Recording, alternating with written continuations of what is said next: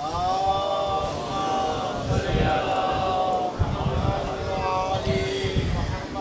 آگے آگے آ جائیں پلیز، پیچھے والے ذرا تنگ ہو رہے ہیں، آگے آگے آ جائیں. سلوات پڑھیے گا بدو.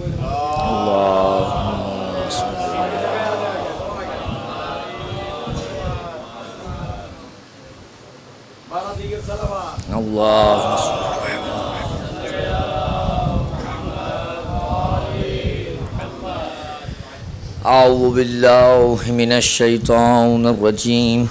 بسم اللہ الرحمن الرحیم.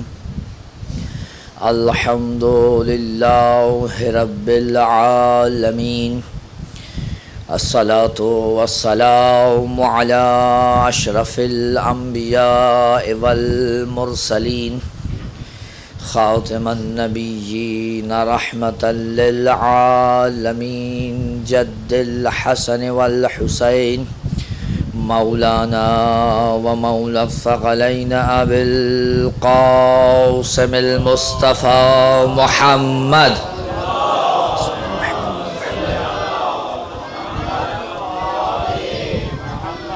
وعلى أهل البيت الطيبين الطاهرين المعصومين المظلومين المنتجبين المنتخبين.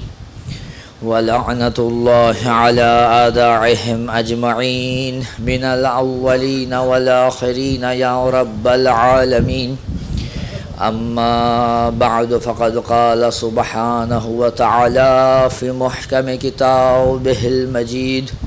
فأعوذ بالله من الشيطان الرجيم. بسم الله الرحمن الرحيم. قل هو الله أحد الله الصمد لم يلد ولم يولد ولم يكن له كفوا أحد. صلوات پڑھے محمد وعلى محمد.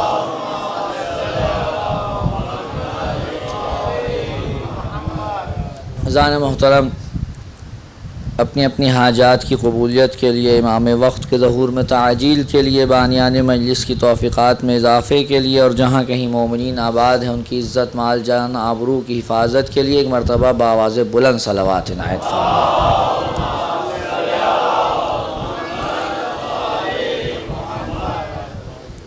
سلسلہ گفتگو کی 8ویں نشست ہے. مسلسل عنوان جو زیر بحث ہے وہ توحید ہے، اور کل توحید کی اقسام کے حوالے سے بحث شروع ہوئی تھی، جس کے اندر توحید علمی کے ذیل میں 2 اقسام یعنی توحید ذاتی اور توحید صفاتی، توحید صفاتی اور توحید ذاتی کے حوالے سے بات ہوئی تھی. اب میرے سامنے یہ مسئلہ بھی ہے کہ کل آخری دن ہے اس عزا خانے میں. میرے سامنے یہ مسئلہ بھی ہے کہ میں وعدہ کر چکا ہوں کہ سورہ توحید کے حوالے سے جو مطالب یہاں عرض کر چکا ہوں ان سب کو سورہ توحید پر منطبق کرنا ہے. اور میرے سامنے یہ بھی ہے کہ آج کی پوری تقریر اگر میں صحیح انداز میں آپ کے سامنے بیان کرنا چاہوں تو صرف توحید افعالی پہ نکل جائے گی، اور میں اس کے اندر اس لیے کوئی کمی نہیں کروں گا کہ اگر توحید افعالی نہیں سمجھ میں آتی تو سب سے بڑی مشکل یہیں سے پیدا ہوتی ہے. ہم میں اور دوسروں میں جو فرق ہے، یا وہ لوگ جو ہر بات پہ شرک کا فتویٰ لگا دیتے ہیں، ان کی زبان کی نوک پہ رکھا ہوا لفظ شرک بار بار مکرر ہوتا ہی اس وجہ سے ہے کہ وہ توحید افعالی کو صحیح معنوں میں سمجھ نہیں سکے. لہٰذا آج کی تقریر تو توحید افعالی پہ جائے گی. اب کل چاہے 1.5 گھنٹے کی تقریر ہو یا 2 گھنٹے کی، آپ لوگ بیٹھیں گے. صلوات پڑھیں محمد والے محمد پر.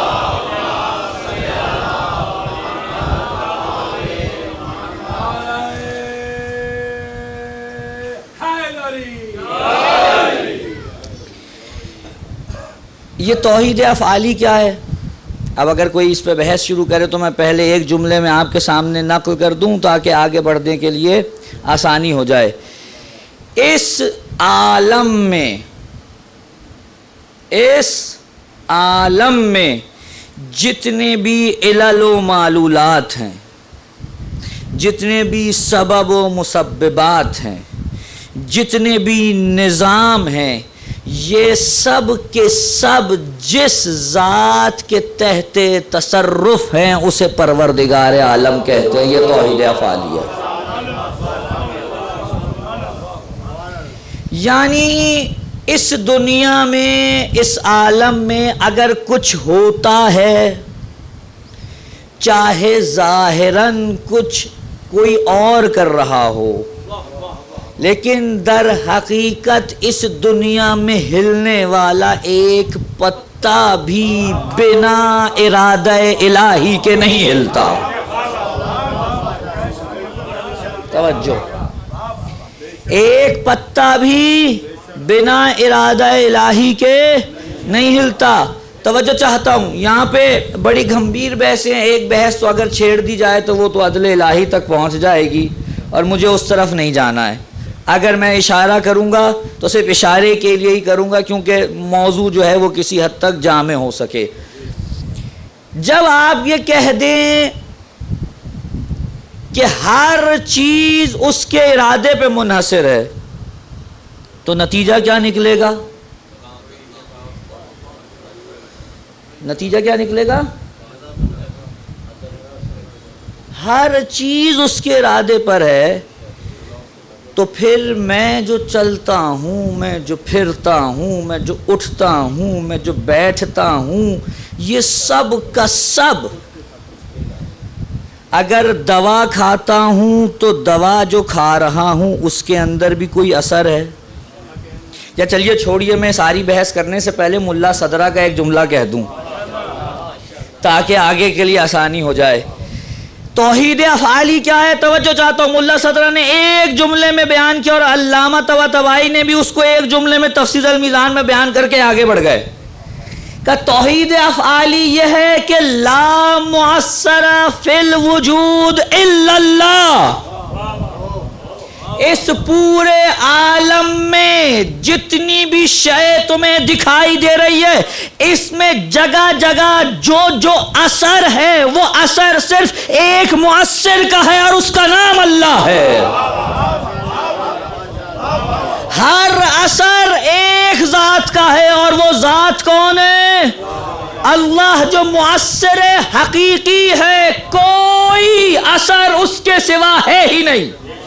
یعنی میں اگر اپنے ہاتھ سے کام کر رہا ہوں تو یہ اس کا اثر ہے، اگر میں چل رہا ہوں یہ اس کا اثر ہے، میں سو رہا ہوں یہ اس کا اثر ہے۔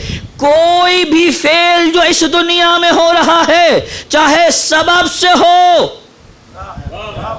یا مسبب سے ہو، کوئی بھی شے بنا ارادہ الہی کے نہیں ہو رہی۔ سوال یہ کیسے ہو سکتا ہے؟ دلیل کیا ہے اس کی؟ یہ تو دعویٰ ہے، یہ تو دعویٰ ہے، دلیل کیا ہے اس کی؟ پھر پلٹتے ہیں چوتھی پانچویں تقریر کی طرف۔ ہم نے کیا بحث کی تھی؟ عالم میں بس ایک ہی واجب الوجود ہے۔ توجہ ہے، عالم میں بس ایک ہی واجب الوجود ہے اور باقی سب ممکن الوجود ہیں۔ ہم نے کہا ممکن الوجود اپنے وجود میں واجب الوجود پر منحصر ہے۔ اگر واجب نہ ہو، ممکن کا وجود نہیں ہو سکتا۔ تو جب ممکن اپنے وجود میں واجب پر منحصر ہے تو پھر اپنے افعال میں کس طرح سے اس کے اوپر منحصر نہیں ہوگی؟ توجہ، جب اپنے وجود میں کوئی منحصر ہو تو پھر اپنے وجود کے اثر میں، اپنے وجود کے فعل میں، اپنی قدرت میں، اپنی طاقت میں آپ جو کچھ کرتے ہیں کس طرح کرتے ہیں؟ آپ کے پاس قوت ہے نا، جو چیز آپ کر سکتے ہیں اسے کرنے کی آپ کے پاس قدرت ہے۔ میں نے یہ ہاتھ لیا اور اس سے یہ تسبیح اٹھائی، میرے ہاتھ میں قوت ہے؟ ایسے ہی ہے۔ آپ کہیں یہ تو میں نے اٹھایا ہے، یہ تو میں نے اٹھایا ہے، جب اٹھایا میں نے ہے تو اسے خدا کی طرف کیسے منسوب کروں گا؟ میں نے اٹھایا ہے، خدا کی طرف کیسے منسوب کروں گا؟ بالکل میں نے اٹھایا ہے، لیکن اس لیے اٹھایا ہے کیونکہ اس نے مجھے اٹھانے کی قدرت دی ہے۔ اگر اس نے مجھے قدرت نہ دی ہوتی میں یہ نہیں کر سکتا۔ ابھی بھی میں کہہ سکتا ہوں میں اسے اٹھانے لگوں اور خدا میرے ہاتھ سے قدرت سلب کر لے۔ اگر قدرت سلب کر لے میں نہیں اٹھا سکتا۔ اذن الہی کا کیا مطلب ہے؟ توجہ چاہتا ہوں اس اذن کو سمجھ لیجئے، خدا را یہ بہت سے مسائل حل کر دے گا۔ اذن الہی کا مطلب یہ ہے خدا نے تمہیں قوت دے کے اختیار دیا۔ اذن الہی کا مطلب یہ ہے خدا نے تمہیں قدرت دے کے اختیار دیا۔ پروردگار اختیار کیوں دے رہا ہے؟ کہا اختیار نہیں دیا تو جنت و جہنم کے کوئی معنی نہیں رہیں گے۔ اختیار نہیں دیا تو جنت و جہنم کے معنی نہیں رہیں گے۔ جب میں تمہیں کہتا ہوں یہ کرو یہ نہ کرو اور ساتھ میں اختیار نہ دوں تو یہ تو بات ہی ختم ہو جائے گی، یہ کرو یہ نہ کرو۔ بھائی میں آ کر ایک بچے سے کہوں بیٹا یہ کام کرنا ہے اور یہ نہیں کرنا، میں اس بچے سے کہوں تمہارے پاس یہ پانی کی بوتل ہے بیٹا اس سے پینا ہے لیکن پھینکنا نہیں ہے، اور اس کے بعد میں اس بچے کے ہاتھ باندھوں، نہ یہ پی سکتا ہے نہ یہ پھینک سکتا ہے، تو بھائی جب ہاتھ ہی باندھنے ہیں تو یہ کہنے کی ضرورت کیا ہے کہ اسے پینا ہے پھینکنا نہیں ہے؟ خدا کا یہ حکم کہ یہ کرو یہ نہ کرو اس بات کی دلیل ہے کہ اس نے اختیار دیا ہے، اور جب اختیار دیا ہے تو یہ اذن اس کا اختیار ہے۔ کہا جاؤ تمہیں قدرت دے رہا ہوں، اب یہاں پہ فیصلہ ہے، توجہ، میں تمہیں قدرت دے رہا ہوں، چاہے تو اس قدرت کو اچھائی میں استعمال کرو، چاہے تو اس قدرت کو برائی میں استعمال کرو، لیکن قدرت میری دی ہوئی ہے۔ اس کا مطلب یہ خدا نے تمہیں قدرت دی اختیار کے ساتھ، اگر اچھا کر رہے ہو تب بھی خدا کی دی ہوئی قدرت سے، اگر برا کر رہے ہو تب بھی خدا کی دی ہوئی قدرت سے، دونوں چیزیں خدا کی دی ہوئی قدرت سے۔ لیکن اچھائی کو تو میں خدا سے منسوب کروں گا، لیکن برائی کو کیا خدا سے منسوب کروں؟ نہیں، شیطان سے بھی ہم منسوب نہیں کریں گے۔ ہم شیطان سے منسوب کریں گے تو اس کا مطلب یہ نکل آئے گا میں نے خدا کے مقابل کوئی اور طاقت مان لی ہے۔ میں شیطان سے منسوب نہیں کروں گا، اگر شیطان سے منسوب کروں گا اس کا مطلب میں نے خدا کے مقابل کوئی طاقت مان لی، اور خدا کے مقابل طاقت جو مانتے ہیں میں دوسری تقریر میں بتا چکا ہوں کون ہے؟ زرتشتی۔ انہوں نے ایک اچھائی کا خدا بنا لیا، ایک برائی کا خدا بنا لیا۔ کہا نہیں، میں نے جو تمہیں قوت دی ہے یہ خیر ہی خیر ہے، جو میں نے تمہیں قدرت دی ہے یہ خیر ہی خیر ہے، اور جو شر ہے یہ تمہارے اختیار کی وجہ سے ہے، یہ تمہارے اختیار کی وجہ سے۔ ایک مثال سے واضح کرنا چاہتا ہوں، توجہ رکھیے گا۔ ایک باپ اپنے بیٹے کو 2 کروڑ روپے دے اور کہے کہ یہ تمہارے پاس ہیں، اب تم اس سے بزنس کرو، اور بزنس کر کے چاہے تو 2 کروڑ کے 10 کروڑ بنا لو، اور چاہے تو یہ 2 کروڑ بھی ڈبو دو۔ اس کو دے دیا، اختیار دیا اسے۔ اب اگر یہ بچہ اس 2 کروڑ سے 10 کروڑ بنا لے، تو جو چاہتا ہوں اگر یہ بچہ اس 2 کروڑ سے 10 کروڑ بنا لے تو چاہے کہیں بھی پہنچ جائے، جن کو پتا ہوگا وہ کہیں گے یہ 10 کروڑ اس 2 کروڑ کی مرہون منت ہیں۔ معلوم ہوا کہا جائے گا در حقیقت اگر اس کے باپ نے یہ 2 کروڑ نہ دیے ہوتے تو یہ یہاں تک نہیں پہنچ سکتا تھا. معلوم ہوا 10 کروڑ کو 2 کروڑ سے منسوب کیا گیا. توجہ. لیکن اگر یہ 2 کروڑ ڈوب جائیں، اگر یہ 2 کروڑ ڈوب جائیں تو کوئی آ کر یہ کہے گا یہ ڈبونے میں اس کے باپ کا کردار ہے.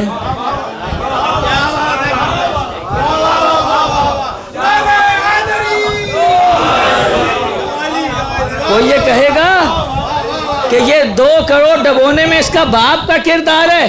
کہ نہیں، ڈبوئے اس نے اپنی طرف سے، لیکن اگر اچھائی کی طرف جاتا تو کیونکہ دیے جس نے تھے اور ساتھ اختیار دیا تھا لہذا منسوب اس کی طرف بھی ہوگا. بس ایسے ہی انسان کے اعمال ہیں، اگر اچھائی ہے تو جہاں تک پہنچ جائے، کیونکہ قدرت خدا نے دی ہے لہذا اس کی طرف بھی منسوب ہے. لیکن اگر شر کی طرف گیا تو قدرت خدا کی طرف منسوب ہے لیکن وہ اختیاری عمل اس کی طرف منسوب نہیں ہوگا.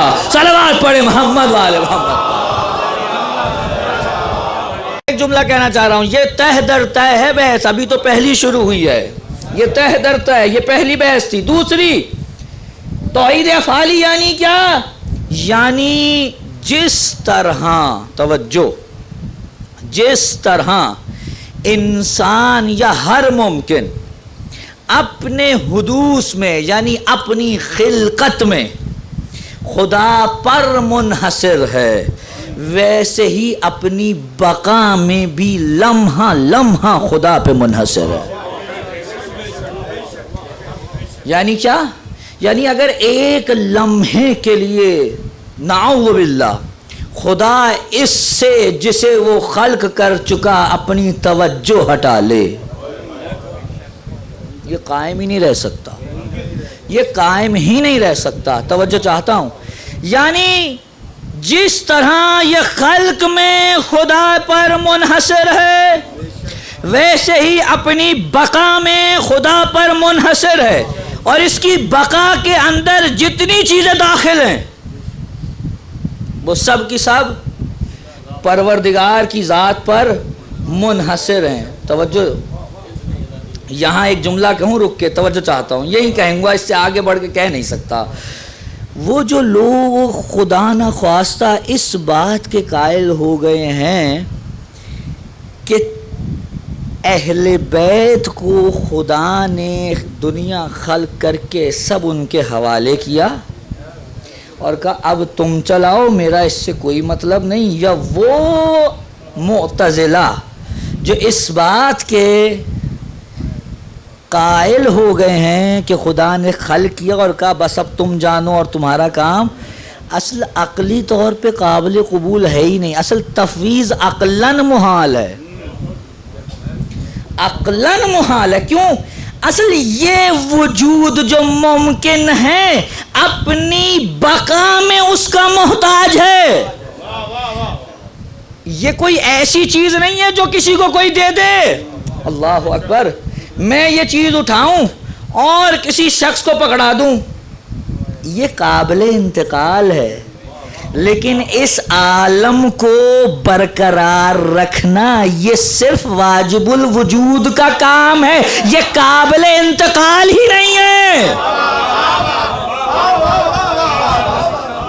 اصل قابل انتقال ہے ہی نہیں، کیونکہ خدا کے علاوہ جو بھی ہوگا وہ ممکن ہے، اور ممکن سے ممکن کا وجود قائم نہیں رہ سکتا.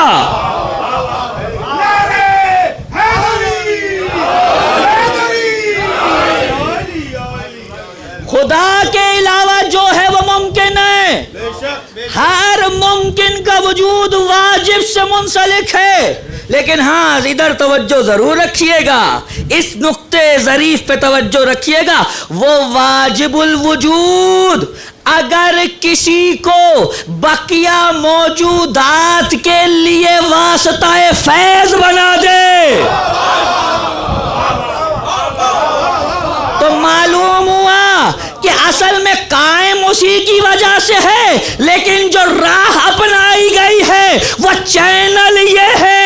اسی لیے عرفاء کہتے ہیں دینے والا وہ ہے، قائم رکھنے والا وہ ہے، لیکن جس کے وسیلے سے رکھتا ہے اس کو ہماری زبان میں انسان کامل کہتے ہیں۔ اور انسان کامل کون ہے؟ جس کے لیے امام نے کہا اگر وجود حجت زمین سے اٹھ جائے تو زمین اپنے اہل سمیت دھس جائے گی۔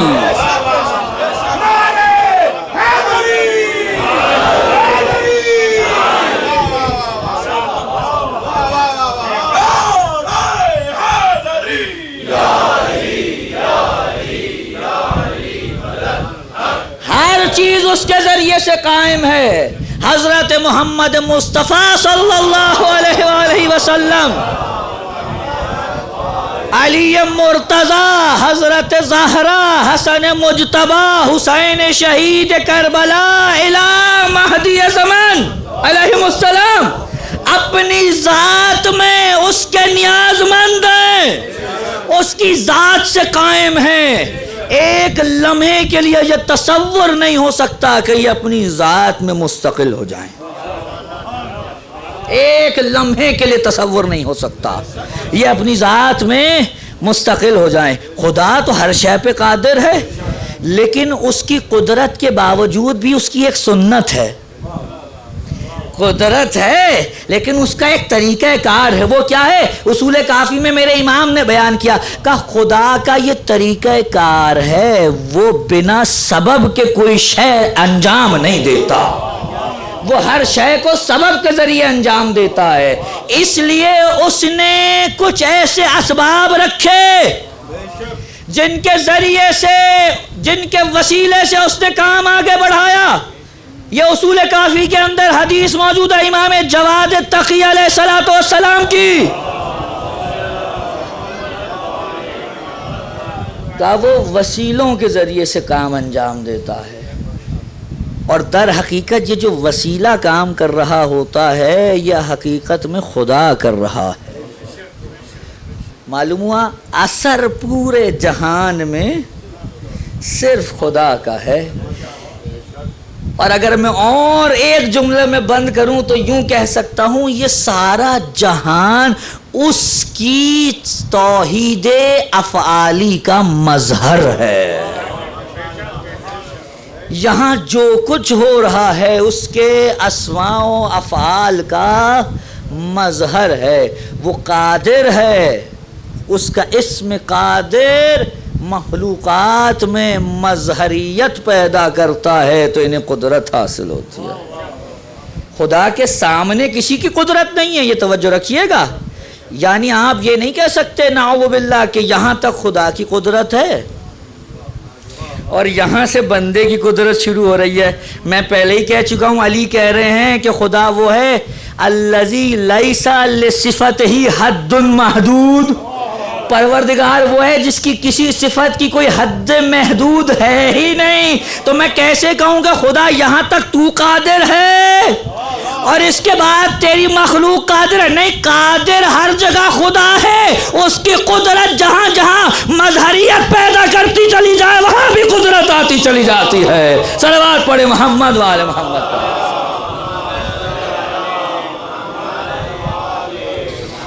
لہذا توجہ، اب جب کوئی کہے توحید افعالی یعنی کیا؟ یعنی جتنے بھی اس دنیا میں موجود مخلوقات ہیں وہ سب کی سب اپنے فعل میں خدا کے طول میں ہیں، سب خدا کے عرض میں تو کوئی ہو ہی نہیں سکتا۔ اصل عرض میں تو خدا کے عقلاً محال ہے کہ کوئی ہو، عقلاً محال ہے۔ سب کے سب طول میں ہیں، اس کے طول میں ہیں سارے۔ اس نے انہیں اپنے اسماء و صفات کا مظہر بنایا ہے اور اس پوری دنیا کو اس کے اسماء و صفات کی مظہریت چلا رہی ہے۔ پورے عالم کو اس کے اسماء و صفات کی مظہریت چلا رہی ہے۔ صلوات بھیج دے محمد والے محمد۔ لہٰذا یہ بات آپ تک پہنچ گئی کہ توحید افعالی کیا ہے. توجہ فرمائیں گے؟ یہ بات آپ تک پہنچ گئی. توحید افعالی کیا ہے؟ توحید افعالی یہ ہے کہ کوئی بھی اپنی ذات میں مستقل نہیں ہے، سب کے سب اس کے اوپر منحصر ہیں. چاہے وہ رسالت معاب جیسا انسان کامل ہو کہ جو فاکانہ کعبہ قوسین و ادنیٰ کی منزل تک پہنچا ہوا ہو، یا چاہے اس کائنات کا سب سے چھوٹا ذرہ ہو، یہ سب کے سب جس ذات پر انحصار کرتے ہیں وہ ذات ذات پروردگار ہے. لیکن فرق یہ ہے کہ خدا جسے مخلوقات تک پہنچانے کے لیے واسطہ فیض چن لے، اور یہ 14 واسطہ فیض عطم پروردگار ہے. اس نے اللہ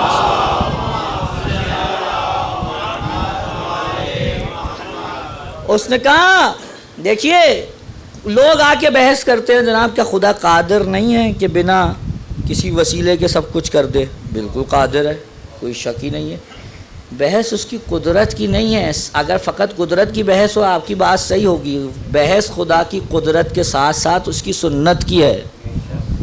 خدا کہتا میں نہیں کرنا چاہتا، میں سبب اور مسببات کے ذریعے سے کام کرتا ہوں. سب سے بڑھ کے توحید ماننے والے رسول سے بڑھ کے تو کوئی توحید پرست نہیں تھا. رسول سے بڑھ کے تو کوئی توحید پرست نہیں ہے.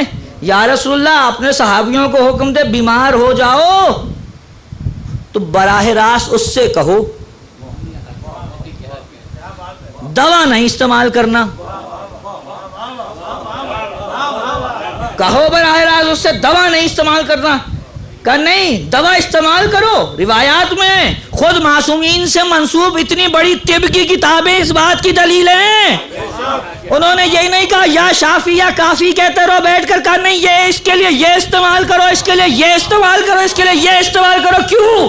کیونکہ وہ جانتے ہیں اس میں بھی اگر اثر ہے تو اسی کا ہے، اس میں اثر ہے تو اسی نے رکھا ہے. جس میں خدا اثر رکھے اس سے استفادہ اس نیت سے کرنا کہ اس کا اپنا نہیں ہے، رکھا اس نے ہے، لیکن جب تک اس کی طرف نہیں بڑھوں گا اس کا رکھا ہوا اثر نہیں ملے گا.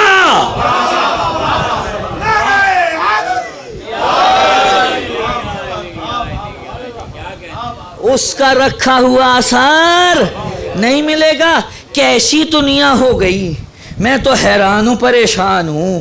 ایک طرف ماننے پہ آ جائیں تو اتنی سی گولی کو کہیں اس میں شفا ہے، اور جو نہ ماننے پہ آئیں تو انکار کر دیں کہ اہل بیت علیہ السلام کے ہاتھ میں شفا ہے، اس سے انکار کر دیں. بھائی جو خدا اتنی ننھی سی گولی میں شفا رکھ سکتا ہے کیا وہ دستے ولی میں شفا نہیں رکھ سکتا؟ ہم نے کب کہا یہ شفا جو اس کے ہاتھ میں ہے یہ ذاتی اس کی اپنی ہے؟ ہم نے ہمیشہ کہا ان کا ذاتی کچھ نہیں ہے، جو کچھ ہے خدا کا دیا ہوا ہے. اور اب کیونکہ خدا نے دیا ہے لہٰذا جب ہم پر یہ واضح ہو گیا کہ انہیں خدا نے نوازا ہے تو ان کی طرف بڑھنے کا مطلب یہ ہے ہم بڑھ ان کی طرف رہے ہیں، لیکن مانگ وہ رہے ہیں جو خدا نے دے رکھا ہے.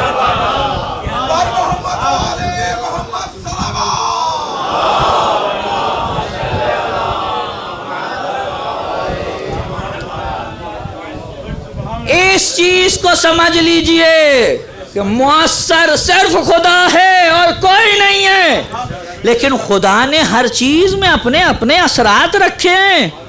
بھئی آپ اگر اتنے اثرات کے فقط ذات الہی میں انحصار کے اور مسببات اور سببات سے دور رہنے کے قائل ہیں تو پھر یہ بھی کہیے خدا اس پہ بھی قادر تھا کہ وہ بنا ماں باپ کے بچے پیدا کرے. پھر تو ہر شے کو اسی طرح سے لیجئے. نہیں، اس نے ہر شے کے لیے ایک سبب رکھا ہے. اس نے ہر شے کے لیے ایک سبب رکھا ہے، لیکن اس سبب میں اثر در حقیقت اس مسبب الاسباب کا ہے، اس میں اثر اس مسبب الاسباب کا ہے، اس نے ہر شے میں اس کے مطابق اثر رکھا ہے۔ اب توجہ چاہتا ہوں، اس نے ہر شے میں اپنا اثر رکھا ہے، توجہ۔ اب آغاز خلقت ہوا، خلقت کا آغاز ہوا، اور یقیناً کوئی ایک نقطہ تو ہوگا جہاں سے آغاز ہوا ہوگا۔ ظاہر سی بات ہے کہ آغاز تو کہیں ایک جگہ سے ہی ہوگا نا۔ تو جب ہم نے یہ ساری بحث کر لی واجب الوجود نقص سے پاک ہے، وہ کمال ہی کمال ہے، تو جب کمال سے کوئی شے صادر ہوگی، اب مجھے نہیں پتا کون میرا ساتھ دے گا کون چھوڑ دے گا، لیکن میں نے یہ بات کہنی ہے، جب کمال سے کوئی شے صادر ہوگی، اور کمال بھی وہ جو کمال مطلق ہے، اور صادر جب ہو اور پہلی ہو جس میں صادر ہونے والی میں اور صادر کرنے والے کے بیچ میں کوئی واسطہ نہ ہو، کوئی واسطہ نہ ہو، وہ صادر کرنے والا ہو، یہ صادر ہونے والی ہو، تو اس بات کا لازمہ کہ وہ کمال مطلق ہے، ضروری ہے کہ جو صادر ہو رہی ہے وہ بھی کمال کے درجے پہ فائز ہو۔ جس قدر توجہ، جس قدر وہ مخلوق یعنی بعد خدا جس قدر کمال کسی کے لیے متصور ہو سکتا ہے، اس کے اندر اتنا کمال پایا جائے، اگر نہیں پایا جائے گا تو کیا ہوگا؟ کیا ہوگا؟ تو ہوگا یہ کہ میں آیا ممبر پہ اور میں نے جیسے اس پہ بیٹھا تو یہ ہلنے لگا، تو میں نے ڈاکٹر صاحب سے پوچھا کہ بھائی یہ کیوں ہل رہا ہے؟ کہا جی اس کی ایک ٹانگ تھوڑی سی چھوٹی رہ گئی ہے، اس کی ایک ٹانگ تھوڑی سی چھوٹی رہ گئی ہے۔ اب انہوں نے یہ نہیں کہا کہ یہ اس کا ڈیفیکٹ ہے، کہا یہ ڈیفیکٹ جو ہے در حقیقت بنانے والے کی طرف لوٹ رہا ہے، کیونکہ اس نے ایسا بنایا ہے، اگر صحیح بناتا تو ایسا نہیں ہوتا۔ لیکن یہ بات وہاں ہوگی جہاں براہ راست ہو۔ ہاں مجھے پتا ہے میری اس مثال سے بعد میں جا کے کوئی کہے گا اچھا ناؤ باللہ یہ جو بیچارے بچے چھوٹے چھوٹے بنا ناک کے یا بنا کان کے یا بنا آنکھ کے آ رہے ہیں، تو بنانے والا تو خدا ہی ہے۔ خدا ہے، لیکن بیچ میں وسیلے آتے چلے جا رہے ہیں۔ یہ نقص وسیلوں کی وجہ سے آ رہا ہے، اس کمال مطلق کی وجہ سے نہیں آ رہا۔ لیکن جو پہلا بنے گا، کیونکہ وہ بنا وسیلے کے براہ راست بن رہا ہے، کیونکہ وسیلہ نہیں ہے بیچ میں، لہذا کمال ہوگا۔ اگر کمال نہ ہو تو یہ نقص واپس بنانے والے کی طرف پلٹے گا۔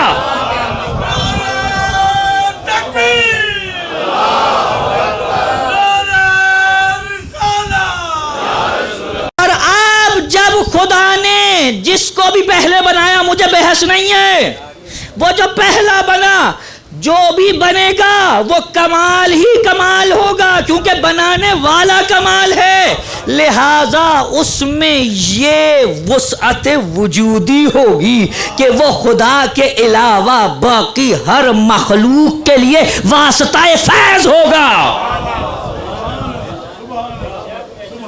خدا کے علاوہ باقی ہر مخلوق کے لیے وہ واسطہ فیض ہوگا، اور دنیا تک فیض الہی اس راہ سے پہنچے گا۔ لیکن فیض الہی یہ وسیلہ ہوں گے اور وہ دینے والا ہوگا، یہ اثر پہنچانے والے ہوں گے اور وہ اثر کرنے والا ہوگا۔ صلوات پڑھے محمد وآل محمد۔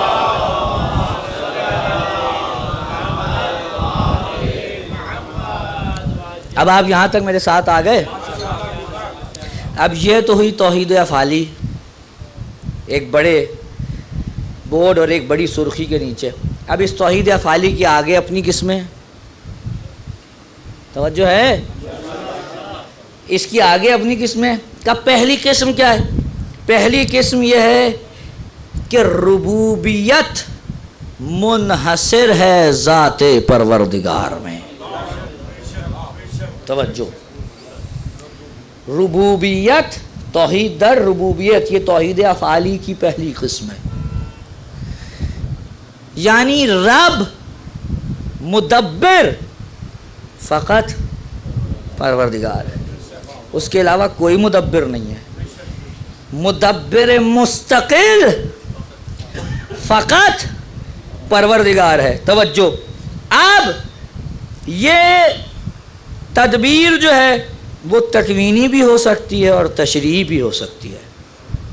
توجہ، تکوینی یعنی کیسے؟ یعنی آپ کو جو ضرورت ہے آپ کو خلق کرنا، آیت ہے قرآن کی فَلِلَّهِ الْحَمْدُ۔ اب جو یہاں اگر عربی کوئی جاننے والے بیٹھے ہوں تو وہ جانتے ہیں کہ اگر اللہ کو پہلے لے آئے الحمد سے پہلے تو یہ فائدہ انحصار دیتا ہے۔ اب معنی جب آپ کہتے ہیں نا الحمدللہ تو اس وقت یہ ہوتا ہے جی تمام تعریفیں اللہ کے لیے، لیکن جب للہ کو پہلے لے آئیں گے تو اب معنی میں اور تاکید آ جائے گی۔ اب کیا معنی ہوگا؟ تمام تعریفیں بس اللہ کے لیے ہیں۔ توجہ، تمام تعریفیں بس اللہ کے لیے ہیں۔ کیوں؟ اب ذرا توجہ چاہتا ہوں میں آپ سے۔ آپ پڑھتے ہیں الحمدللہ رب وہاں الحمدللہ ہے، لیکن اب جب کہا نا للہ الحمد تو آگے کیا کہہ رہا ہے؟ کیوں؟ کیونکہ وہ رب الحمدللہ عالمین، اور یہاں کیا کہہ رہا ہے؟ للہ الحمد رب السماوات و رب الارض و رب العالمین۔ وہ زمین کا رب ہے، وہ آسمان کا رب ہے، وہ عالمین کا رب ہے۔ توجہ چاہتا ہوں، ساری کی ساری ربوبیت اس کی ذات میں منحصر ہو گئی۔ یہ ربوبیت تکوینی ہے، اور تشریعی کیا ہے؟ جب رب وہ ہے، پال وہ رہا ہے، تدبیر وہ کر رہا ہے، چلا وہ رہا ہے، تو پھر تمہیں کس نے حق دیا کہ تم خود سے قانون بناتے پھرو؟ بھائی سب کام وہ کر رہا ہے تمہارے لیے، تمہیں چلا رہا ہے، تمہیں خلق کر رہا ہے، تمہیں جو ضرورت وہ دے رہا ہے، تمہاری نیاز مندی وہ دور کر رہا ہے، تو کس نے حق دیا کہ تم اپنے قانون خود سے بناؤ؟ لہذا ربوبیت تشریعی یہ ہے کہ جس طرح خالق وہ ہے، پالنے والا وہ ہے، اسی طرح سے قانون بھی اگر چلے گا تو صرف اس کا چلے گا، اس کے علاوہ کسی کا قانون نہیں چل سکتا۔ لیکن یہاں پھر روک رہا ہوں، ہم نے کہا ربوبیت کہاں منحصر ہے، تدبیر کرنا کہاں منحصر ہے؟ ذات پروردگار میں۔ لیکن فرشتوں کے لیے کہہ رہا ہے کہ فالمدبرات امرا، فالمدبرات، وہ امور کی تدبیر کر رہے ہیں۔ بھئی سارے مسلمانوں کا عقیدہ ہے نا بارش فرشتہ ہے، رزق فرشتہ ہے، ہوا، قیامت کس نے برپا کرنی ہے؟ برپا تو خدا نے کرنی ہے، لیکن ڈیوٹی کس کی لگ گئی؟ کب سور پھونکے گا؟ توجہ ہے، موت کون دیتا ہے لیکن کھینچ کون رہا ہے؟ توجہ ہے بھائی، پروردگار جب تدبیر ساری تیرے ہاتھ میں ہے، مدبر تو ہے، ربوبیت تیری ذات میں منحصر ہے، تو یہ فرشتے کہاں سے آ گئے؟ آپ جس طرح سے پریشان بیٹھے ہیں مجھے بہت اچھا لگ رہا ہے، آپ پریشان بیٹھے ہیں۔ صلوات پڑھے محمد والے محمد۔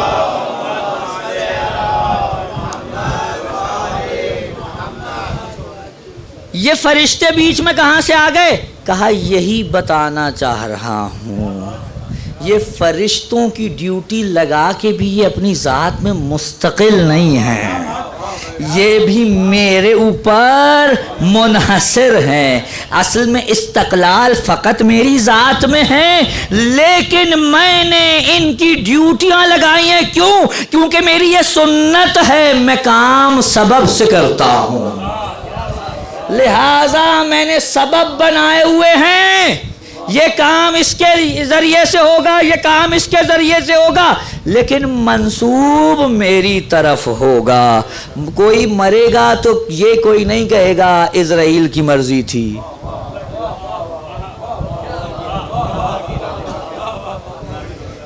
کوئی یہ نہیں کہے گا اسرائیل کی مرضی تھی۔ اگر کسی کو مہینے کے 30,000 ملتے ہیں اور ایک دن 20 مل گئے تو کوئی یہ نہیں کہے گا کہ رزق والے فرشتے کی مرضی تھی۔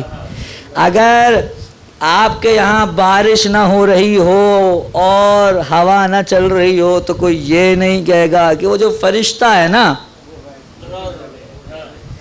اس نے یہ کام کر دیا ہے بیچ میں۔ نہیں کہہ سکتا جو توحید پرست ہو، کیونکہ اسے معلوم ہے وہ تو کر رہا ہے، کروا وہ رہا ہے، اس نے اسے موکل کر رکھا ہے، تفویض نہیں کیا۔ توجہ، تفویض استقلالی نہیں ہے۔ کیوں؟ کیونکہ وہ تفویض لے ہی نہیں سکتا۔ میں پہلے کہہ چکا ہوں، ذات الہی کے پاس جتنے بھی امور ہیں وہ ایسے ہیں کہ وہ منتقل نہیں ہو سکتے۔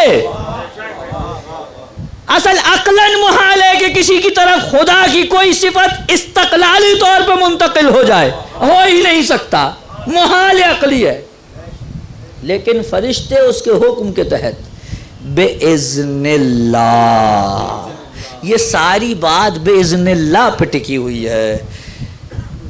آپ جو اپنے اعمال کرتے ہیں یہ بھی بِإِذْنِ اللہ پہ ٹکے ہوئے ہیں، فرشتے جو کر رہے ہیں وہ بِإِذْنِ اللہ پہ ٹکے ہوئے ہیں۔ اور اس کے بعد توحید در خالقیت، خلق کرنے والا بھی بس خالق وہ ہے، خالق حقیقی، خالق مطلق، خالق ذاتی بس خدا ہے، اس کے سوا کوئی نہیں ہے۔ لیکن پھر ایک مشکل ہو گئی، ہم گئے روایتوں میں معلوم ہوا ائمہ معصومین کی طرف سے، ہمارے یہاں بھی اور اہل سنت کے یہاں بھی، قرآن میں خدا کہہ رہا ہے میں بچوں کے چہرے بناتا ہوں ماں کے ارحام میں۔ اور اب ہم روایتوں کی طرف گئے تو وہ تقریباً تواتر کی حد تک پہنچی ہوئی ہیں، فلاں مہینے میں خدا فرشتہ بھیجتا ہے کہ جاؤ جا کے یہ کام کراؤ، جاؤ جا کے یہ کام کراؤ، جاؤ جا کے یہ کام۔ پروردگار خالق تو ہے، یہ فرشتہ کیا کر رہا ہے؟ پروردگار خالق تو ہے، یہ فرشتہ کیا کر رہا ہے؟ کہا یہی تو بتانا چاہ رہا ہوں، خالق مطلق لذات ہی میں ہوں اور یہ میرا فیض تمہیں پہنچا رہا ہے، یہ میرا فیض تمہیں پہنچا رہا ہے۔ اسی لیے ایک طرف خدا کہتا ہے خالق بس وہ ہے، اور دوسری طرف حضرت عیسیٰ کہہ رہے ہیں انی اخلقو، میں خلق کرتا ہوں۔ کیا خلق کرتا ہوں؟ پرندہ۔ توجہ فرما رہے ہیں حضرات، یہ قرآن کی آیت ہے، یہ میں کوئی جیب سے نہیں نکال کے لایا، یہ قرآن کی آیت ہے۔ کسی روایت کے اندر آ کے آپ کہتے ہیں 1000 دفعہ جناب علی نہیں یہ ضعیف ہے، یہ قرآن کے بارے میں تو کوئی کہہ نہیں سکتا ضعیف ہے۔ قرآن میں جملے عیسیٰ کا قول نقل کر رہا ہے خدا، میں خلق کر رہا ہوں، انی اخلقو، میں خلق کرتا ہوں۔ توجہ، پروردگار یہ کیا ہے کہ آگے کا جملہ پڑھ لو پتہ چل جائے گا۔ سب کچھ کہنے کے بعد آگے ایک قید لگا دی، بِإِذْنِ اللہ۔ کہا خدا کے اذن کے بغیر نہیں ہو سکتا۔ اگر میں کوئی چیز کرتا ہوں، میں کوئی چیز خلق کرتا ہوں، یہ کہاں سے ہو رہی ہے؟ بِإِذْنِ اللہ، اس نے مجھے اذن دے رکھا ہے، یہ اذن ہی سب کچھ ہے۔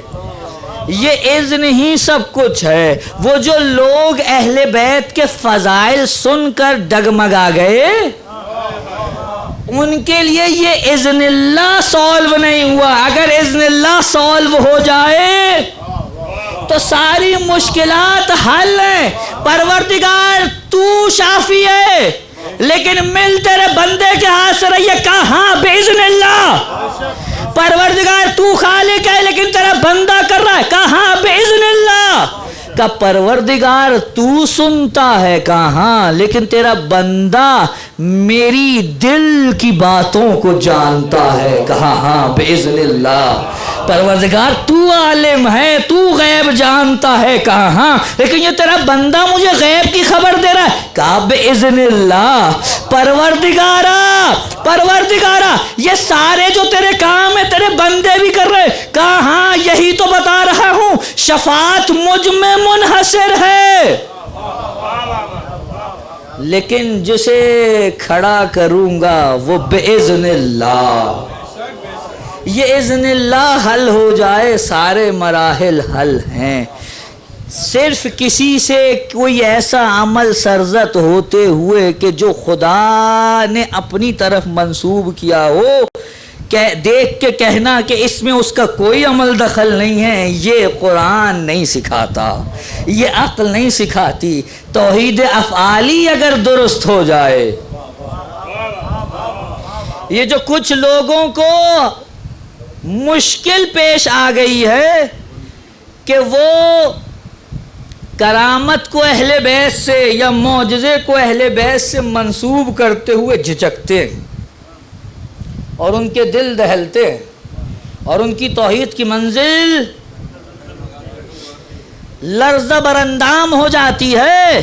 اس کی وجہ یہ ہے کہ وہ توحید افعالی کو صحیح سے ہضم نہیں کر سکے۔ اگر توحید افعالی کو ہضم کر لیں، تو یہ ولایت تکوینیہ نام کی تو کوئی مشکل پیش ہی نہیں آ سکتی۔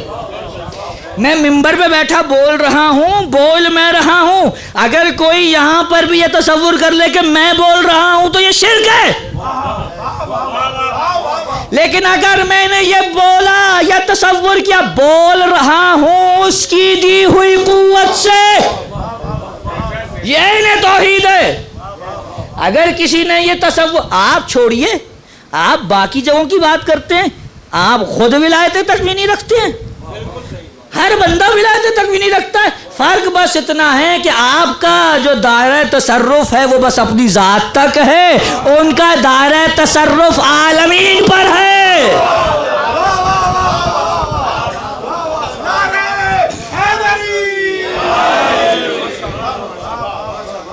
آپ اپنی مرضی سے اٹھتے ہیں کہ نہیں اٹھتے، بیٹھتے ہیں کہ نہیں بیٹھتے، یہ جسم، چلیے ایک اور توحید کی قسم نکل آئے گی یہاں سے، مالکیت۔ مالک کون ہے بھائی؟ مالک کون ہے؟ جو خدا ہو وہ مالک ہے، اور ہم نے کہا واجب الوجود صرف ایک ہے، باقی سب ممکن الوجود۔ تو مالک کون ہوا؟ جو خالق ہے۔ خالق وہ ہے جو واجب الوجود ہے، تو مالک سب کا کون؟ مالکیت بھی دو طرح کی ہے، ایک اعتباری ہے، ایک حقیقی ہے۔ اعتباری یہ ہے کہ کوئی آئے مجھ سے کہے جی میں نے یہ آپ سے خریدنا ہے، میں کہوں اتنے پیسے دو، یہ لے لو، خرید کے لے گیا، وہ اس کی ملکیت میں چلی گئی، توجہ ہے۔ یا میں ایسے اٹھا کے کسی کو دے دوں، بھائی یہ میری طرف سے تحفہ قبول کیجئے، اس کی ملکیت میں چلی گئی، توجہ ہے۔ لیکن حقیقی ملکیت کیا ہے؟ یہ ٹرانسفریبل نہیں ہے۔ حقیقی ملکیت ٹرانسفریبل نہیں ہوتی، یہ چیزیں آپ ٹرانسفر کر سکتے۔ میں چلیں اور نزدیک کی مثال دیتا ہوں، اس سے زیادہ کی نہیں دے سکتا بس اب میں۔ آپ چاہیں تو اپنی آنکھ بیچ سکتے ہیں، آپ چاہیں اپنی آنکھ بیچ سکتے ہیں، لیکن اپنی بصارت نہیں بیچ سکتے۔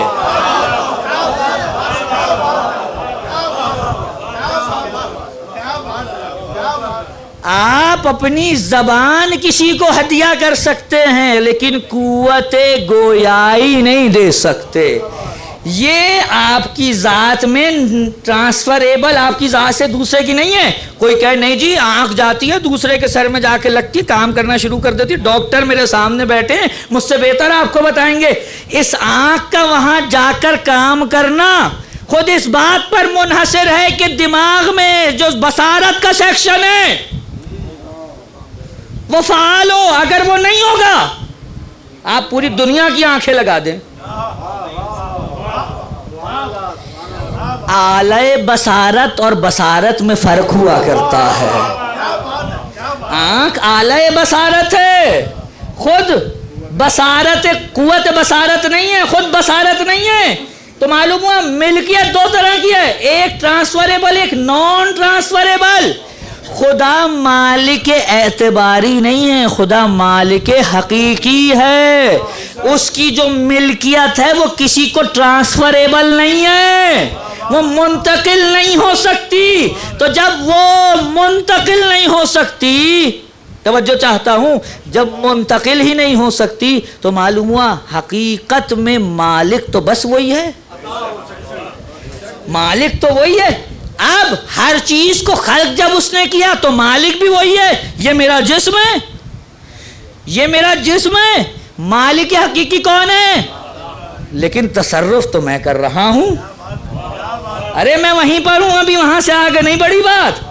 تصرف تو میں کر رہا ہوں. جب چاہا اپنا ہاتھ اٹھایا جب چاہا پیٹھ پہ کھجایا جب چاہا اپنے بال اتروا دیے جب چاہا ناخون کاٹ لیے. توجہ ہے.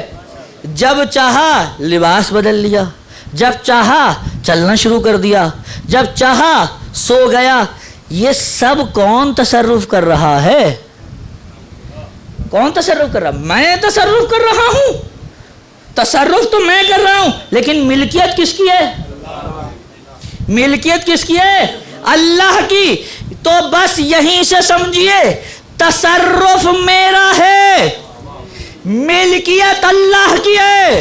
اس صاحب ذوالفضل کا لطف ہے کہ اس نے مجھے اذن دیا ہے کہ تو میری ملکیت میں تصرف کر لے. میں تجھے اجازت دیتا ہوں. بس فرق اتنا ہے کہ اس نے مجھے اپنی ملکیت میں یہاں تک تصرف کی اجازت دی ہے اور اہل بیت کو اپنی کل ملکیت میں تصرف کی اجازت دی ہے.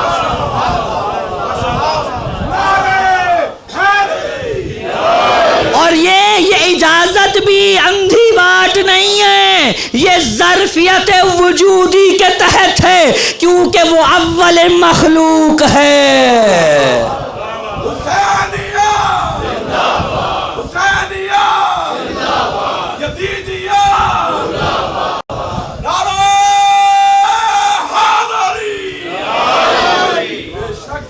توجہ ہے حضرات کی. مجھے 10 منٹ اور دیں گے آپ صلوات بھیجے محمد و آل محمد کا. ٹیشو منگائیں پھر ایک مرتبہ صلوات پڑھ لیں. بس ایک بندے کو بھیج دیجیے صلوات پڑھے محمد و آل محمد پر. باقی توجہ میری طرف رکھیے خدا را. اب ایک اور قسم ہے توحید کی توجہ چاہتا ہوں وہ کیا ہے حکومت اور ولایت منحصر ہے ذات پروردگار میں.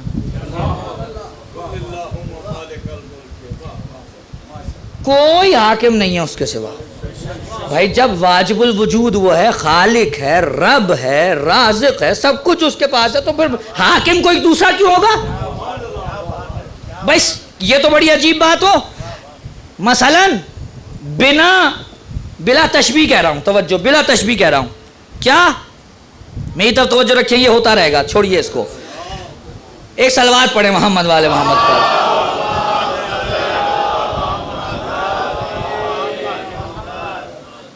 یہ تمام چیزیں مجھے مثلا میں حاکم کی بات کر رہا ہوں بلا تشبیہ ذہن میں رکھیے گا بلا تشبیہ. خدا کے بارے میں کیا کریں مثال دیتے ہوئے بھی آدمی ڈہل جاتا ہے. مجھے سب کچھ حکومت پاکستان پرووائڈ کر رہی ہو مجھے تحفظ وہ دے رہی ہو جو کہ نہیں دے رہی،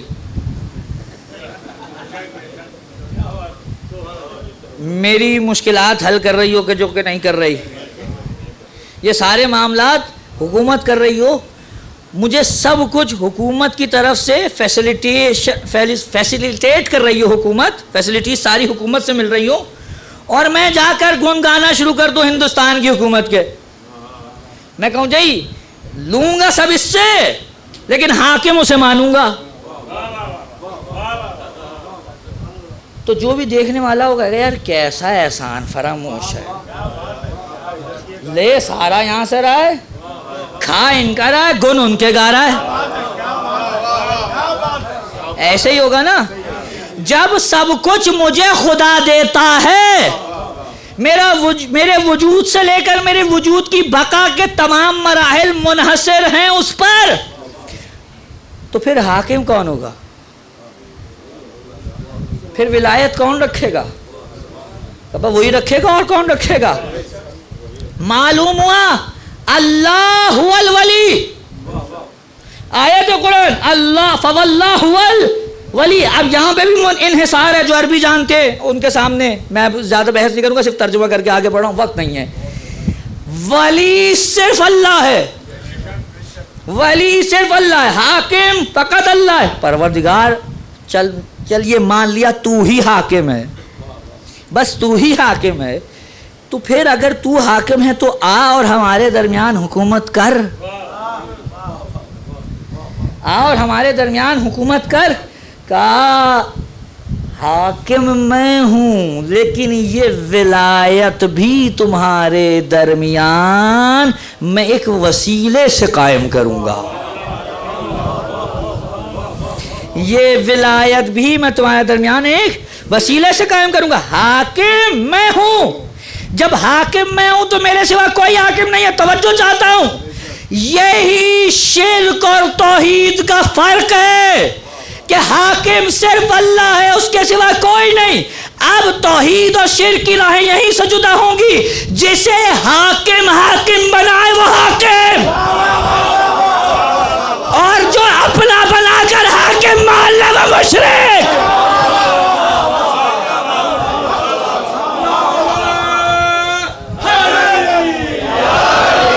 پروردگار تو نے کسے ولی بنایا؟ کہا آیت پڑھو، انما ولیکم اللہ ورسولہ والذین آمنوا الذین یقیمون الصلاۃ ویؤتون الزکاۃ وہم راکعون۔ پروردگار تو ولی ہے، تیرا رسول ولی ہے، اور وہ جو حالت رکوع میں زکوٰۃ دے۔ پروردگار ہم تو ابھی طے کر چکے ہیں کہ کوئی بھی چیز تیری کسی صفت کے عرض میں نہیں آ سکتی۔ تو ولی ہے تو تیرا نبی ولی ہے، تو تیرا ولی ہے۔ یہ کیسے ہوا؟ کہا یہ تم دیکھو آیت کے اندر استعمال ہونے والے لفظ پر، خدا نے یہ نہیں کہا انما ولیکم اللہ وولیکم الرسول وولیکم الذین، خدا نے لفظ ولی ایک رکھا،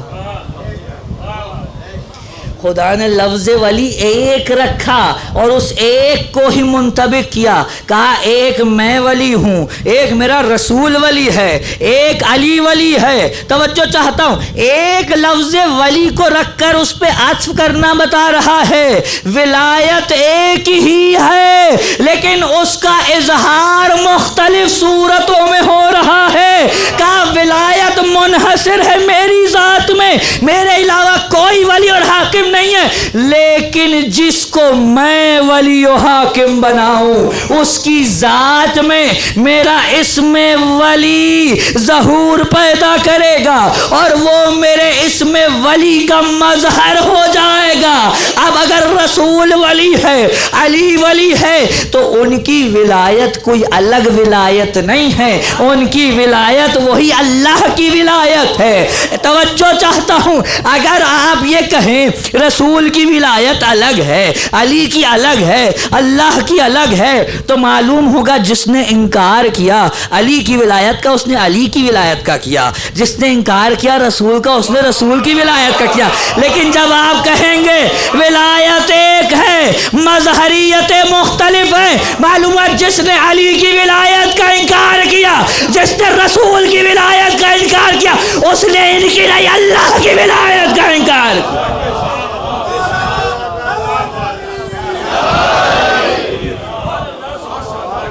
اس نے اللہ کی ولایت کا انکار کر دیا۔ معلوم ہوا حاکم بھی بس وہ ہے، ولی بھی بس وہ ہے، خالق بھی بس وہ ہے، رازق بھی بس وہ ہے، رب بھی بس وہ ہے، سب کچھ وہ ہے، لیکن وہ اپنے ہر اسم کا، اسم فعلی کا مظہر رکھتا ہے، اور یہ مظہر اپنی تمامیت اور اپنی اکملیت پہ جہاں پہنچتے ہیں ان کو 14 معصوم کہتے ہیں۔ توجہ فرمائی حضرات نے۔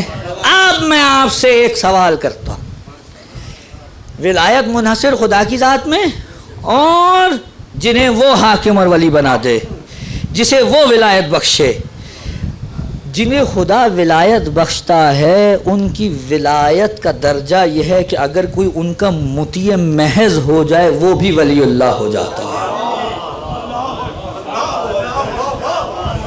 جو خدا کے بنائے ہوئوں کا مطیع محض ہو جائے وہ بھی ولی اللہ ہو جاتا ہے۔ جو خدا کے بنائے، اب جو جملہ کہنے جا رہا ہوں، جو خدا کے بنائے ہوئوں کے سامنے تسلیم خم ہو جائے وہ دنیا کے لیے باب الحوائج ہو جاتا ہے، وہ دنیا کے لیے باب الحوائج ہو جاتا ہے۔ عباس کی اپنی ذات میں کچھ نہیں تھا، لیکن عباس کو عباس کس نے بنایا؟ عباس کو عباس کس نے بنایا؟ امام صادق نے زیارت میں کہا المطیع لامر مولا، عباس وہ ہے جو اپنے مولا کے امر کا مطیع ہے، عباس وہ ہے جو اپنے مولا کے امر کا مطیع ہے۔ توجہ، آج 8 محرم ہے، اگر میں 2 جملے عباس کی شان کے نہ کہوں تو میں کہوں سمجھوں گا کہ نہیں، حق نہیں ادا ہو سکتا۔ 2 جملے سن لیجئے۔ عباس آپ باب الحوائج ہیں، دنیا کی حاجتیں آپ کے دروازے سے منسلک ہیں، یہ مومنین بیٹھے ہیں، آج آپ کا تذکرہ ہے، عباس آج نے وہ دے دیجئے جو صرف آپ دے سکتے ہیں۔ عباس کے در دیکھیے، ہر در کا کوئی نہ کوئی خاص تحفہ ہے۔ عباس کے در کا خاص تحفہ کیا ہے؟ المطیع لامر مولا، اپنے مولا کے امر کا مطیع۔ عباس کوئی ایسا فضل کیجئے ابا الفضل کہ ہم اپنے زمانے کے حسین کے مطیع ہو جائیں، یہ ہمیں عباس دے سکتے ہیں، یہ عباس کے در سے مل سکتا ہے۔ میں نے ایک کتاب میں پڑھا، نام ہے اس کا خصائص عباسیہ، اس میں آیت اللہ کلباسی مختلف چیزیں ذکر کرتے ہیں۔ ایک جگہ پہ ذکر کہنے لگے عباس کو باب الحوائج کہتے ہیں، عباس کو باب الحوائج کہتے ہیں۔ ویسے تو سارے ہی اہل بیت باب الحوائج ہیں، لیکن لقب کی درجے پہ دیکھیں عباس کو باب الحوائج کہتے ہیں۔ وہ کہتے ہیں کیوں عباس کو باب الحوائج کہتے ہیں؟ کہتے ہیں جو حقیقت ہے وہ تو خدا جانتا ہے، اس کے اولیاء جانتے ہیں، لیکن شاید عباس کو باب الحوائج اس لیے کہتے ہوں، عباس کی آخری خواہش یہ تھی کسی طرح خیمے میں پانی پہنچ جائے، وہ خواہش پوری نہیں ہو سکی، لیکن عباس کی اس خواہش میں ایسا خلوص تھا کہ خدا نے کہا عباس تمہاری اس حاجت کے بدلے ہم تمہیں یہ مرتبہ دیتے ہیں، اب دنیا کی حاجتیں تمہارے در سے آئیں گی،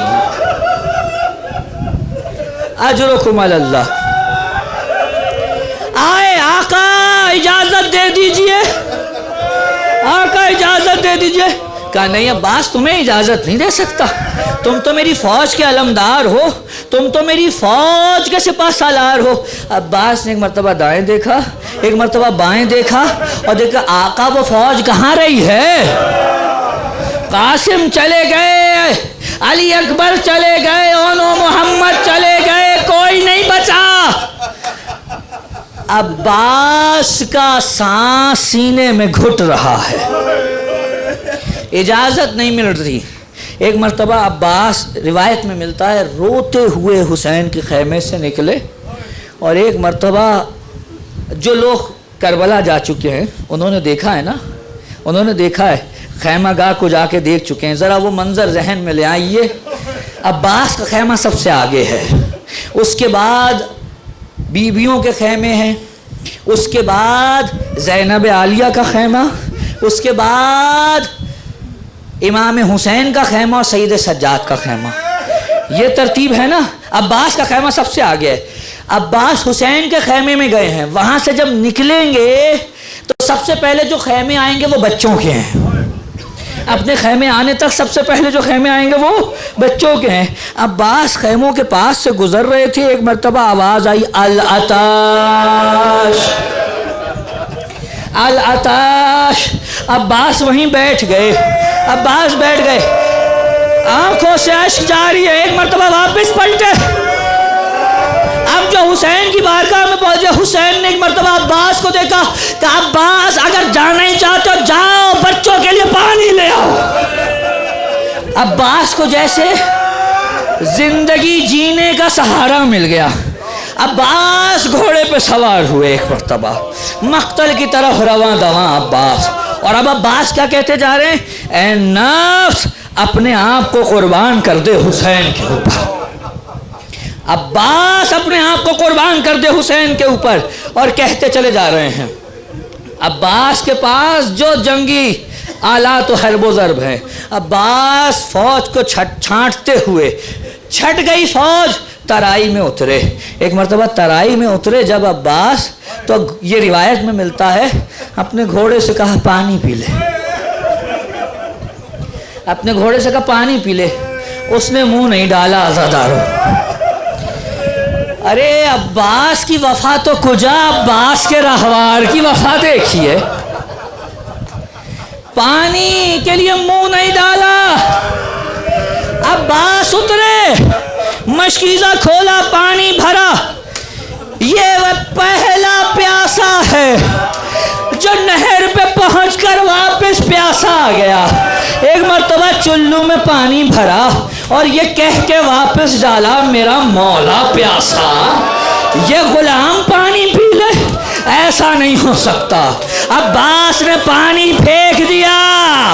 3 دن کا بھوکا پیاسا عباس مشکیزہ بند کیا, اپنے بازو پہ رکھا, ایک ہاتھ میں علم ہے, دوسرے ہاتھ میں مشکیزہ, اور اب عباس کہتے جا رہے ہیں دیکھو جتنے وار کرنے ہیں عباس پہ کر لو, مشکیزے کا رخ نہیں کرنا.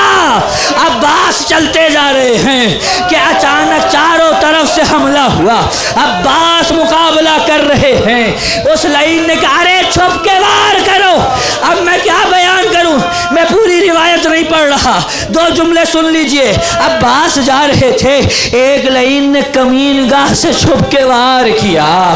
عباس کا دایاں بازو کٹ کے گرا, علم ٹھنڈا ہوا. عباس نے مشکیزہ دوسرے بازو میں لیا اور اب آگے بڑھتے چلے جا رہے ہیں.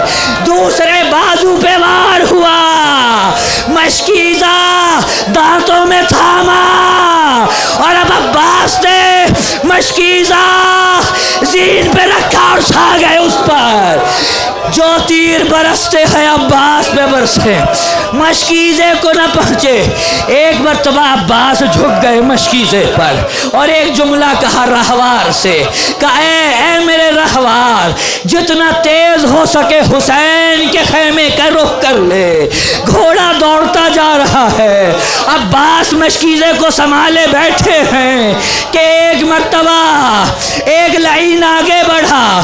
وہ کہتا ہے میں نے عباس کے گھوڑے کا چاروں طرف چکر لگایا، میں نے دیکھا کہیں سے جگہ خالی نہیں تھی جو میں تیر مار سکوں، میں نے دیکھا پہلو میں ذرا جگہ خالی تھی، میں نے نشانہ لیا اور جو جا کے مشکیزے کو لگا، مشکیزہ چھیدتا ہوا عباس کی پسلی میں جا لگا، یہاں پانی بہا، وہ عباس سے کہا گھوڑے رخ موڑ لے، اب عباس کے پاس گچھ رہی ہے جو وہ خیمے میں لے کے جائے، گھوڑے کا رخ موڑا، ایک لہر آگے بڑھا، عباس کے سر پہ گرز مارا، عباس زمین سے زمین پہ گرے، آواز دی آقا میرا سلام قبول کیجئے، حسین نے کمر تھامی، یہ کہتے ہوئے چلے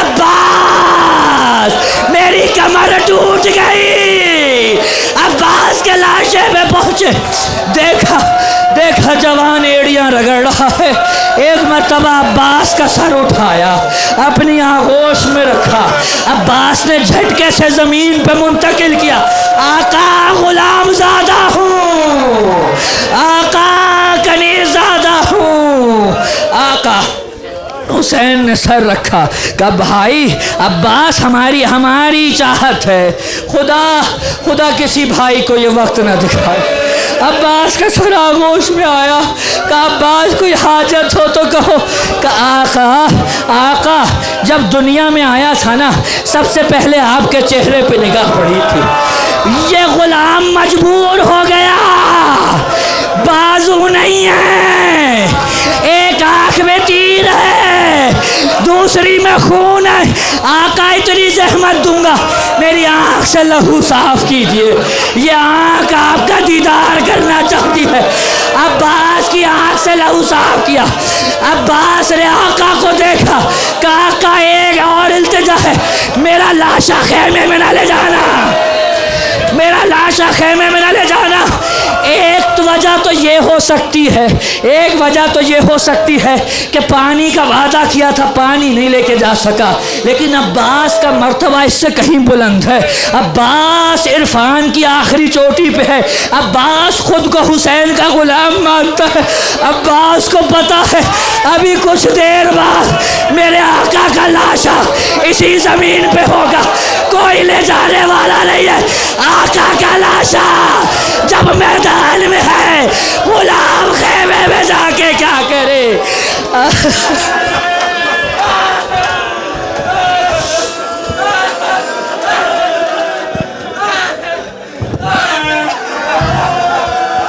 ہو گئے بازو قلم مشق بچائی نہ گئی